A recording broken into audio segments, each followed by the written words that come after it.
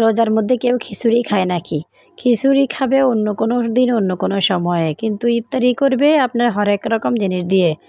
আসসালামু আলাইকুম এভরিওয়ান, কেমন আছেন? আশা করি সবাই ভালো আছেন। আলহামদুলিল্লাহ, আমিও আপনাদের দোয়ায় অনেক ভালো আছি। চলে আসলাম আজকে আরেকটি নতুন ভিডিও নিয়ে। আজকে সবাই বাসায় অন্যরকম একটু আয়োজন। বাসা থেকে আমার বাচ্চার বাবা বলে দিয়েছে আজকে খিচুড়ি দিয়ে ইফতার করবে, তাই আয়োজন শুরু করে দিলাম। আসলে ও ইফতারিতে খিচুড়িটা খেতে খুবই পছন্দ করে, তাই আজকে খিচুড়িটা রান্না করব। আমি সকালবেলা ভোরে উঠে আমি গরু মাংসটা ভিজিয়ে রেখেছিলাম। এখন গরু মাংসটা ভিজতে অনেকটা সময় লেগে গিয়েছে, তাই আমি খিচুড়িটা এখন রান্না করার প্রস্তুতি করতেছি। মাংসটা কেটে নিয়েছি, ছোট ছোট টুকরো করে কেটে ধুয়ে পরিষ্কার করে নিলাম। এখন আসলে মাংসগুলো ভালো করে একটু ধুয়ে নিলাম, 2-3 ধোয়া দিয়ে নিলাম, যেহেতু এগুলো অনেকক্ষণ আবার ভিজিও ছিল, তাই লাল পানিগুলো পরিষ্কার করে নিলাম।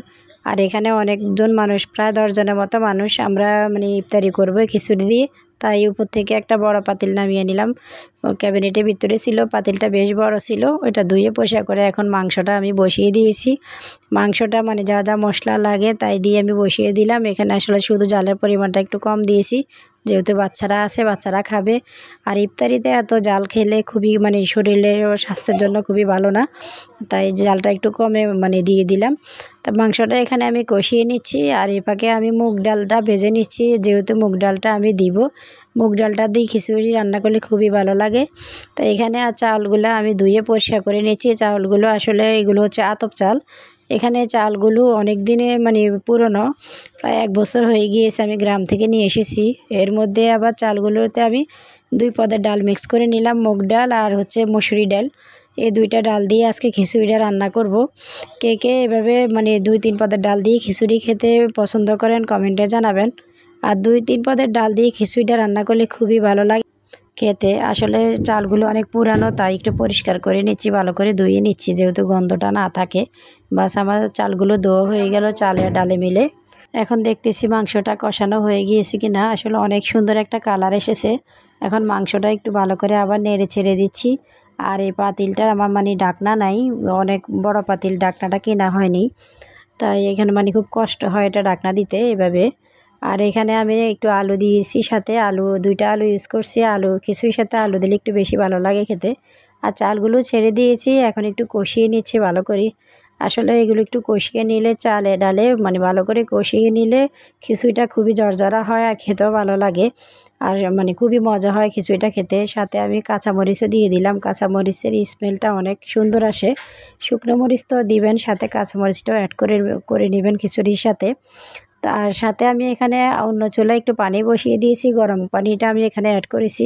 গরম পানিটা দিলে কি খিচুড়িটা খুবই তাড়াতাড়ি হয়ে যায়। আর আবার যেহেতু বাহিরে আজকে ইফতারিটা দিতে হবে, তাই একটু তাড়াতাড়ি করার জন্য আমি গরম পানিটা অ্যাড করেছি এটার সাথে।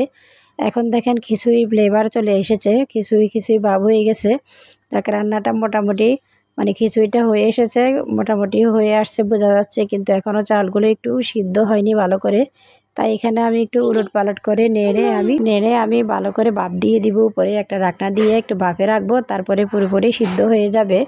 এই খিচুড়িটা খেতে আমার কাছে অনেক ভালো লাগে। অনেকের আটকা খিচুড়িটা পছন্দ করে না, আমরাও করি, কিন্তু এবার একটু ঝরঝরা খিচুড়িটা করব।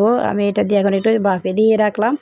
আর এখানে আমার রান্নাটাও কমপ্লিট হয়ে গেছে। এর মধ্যে আমি দোকানে বাহিরে ইফতার দেওয়ার জন্য আমি বক্সে ভরে নিলাম হটপটে। আর এখানে একটু সবজি কেটে সবজি না, আপনার ফ্রুটস কেটে নিয়েছি। এখানে ফ্রুটসগুলো দিয়ে দিলাম, সাথে খেজুর দিয়ে 2-3 পদের ফ্রুটস দিয়ে আমি দোকানে দিয়ে দিব। আর এদিক দিয়ে আমার বাসুরের ছেলে চলে এসেছে নেওয়ার জন্য। ও আবার এদিক দিয়ে সালাডটা কেটে নিচ্ছে। ও নিজে খুব সুন্দর করে বলতেছে, কাকি আমি এটা কেটে নিই। পরে ও সালাডটা কেটে নিয়েছে, সুন্দর করে দিয়ে দিলাম, যাক ও চলে গেল। এদিক দিয়ে আমরা ইফতারি টেবিলে ইফতারি সাজিয়ে বসেছিলাম আজানের জন্য। আর এদিক দিয়ে আমার ছোটো বাবুটাও তো বাস ইফতারি ওর হয়ে গেছে। আর একটু চাটনি বানিয়ে নিলাম। খিচুড়ির সাথে চাটনিটা খেতে অনেক মজা লাগে। চাটনি দিয়ে আপনি অনেকগুলো খিচুড়ি খেতে পারবেন, আর এতে স্বাদও দ্বিগুণ হয়ে যায়।